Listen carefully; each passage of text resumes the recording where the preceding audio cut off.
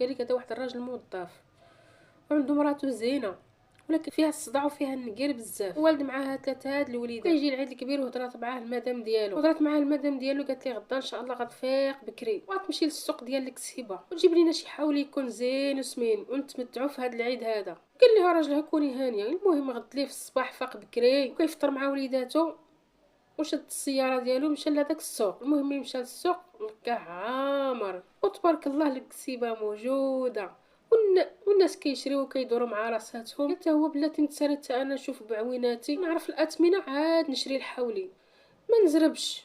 المهم كيتسارى وبقى كيتسارى وهو يبان ليه نسيبو. بين المرا ديالو بان ليه دار شي حواله زينين كيبيعهم. قال ليه باغا نشري الحولي، اللهم نشري عند نسيبي.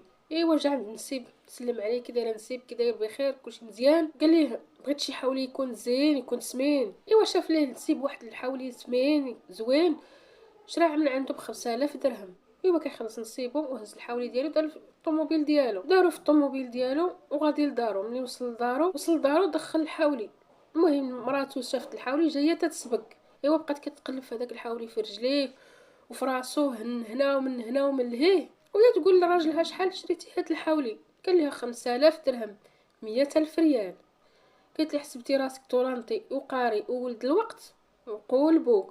قالت لي هاد الحولي ما يجيبش حتى 60,000. قول لها راجلها وعاد غنتقولب ورا قول بني باك مره الاولى منين لصق فيا هاد المنتف هذا.